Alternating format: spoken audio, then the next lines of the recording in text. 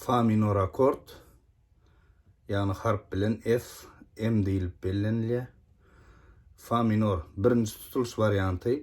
Birinci perdeden bare, üçüncü perdedenim dördüncü, beşinci kırışlar. Fa minor.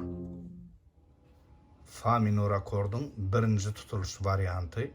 Birinci perdeden bare, üçüncü perdedenim dördüncü, beşinci kırışlar. Fa minor akordun ikinci tutuluş variantı. 8. perde bare, 9. perde ikinci kırış, 10. perdedenim 3. 4. kırışlar. Fa minor akordun ikinci tutuluş variantı. 8. perdeden bare koyýas, 9. perdeden ikinci kırış, 10. perdedenim 3. 4. kırışlar.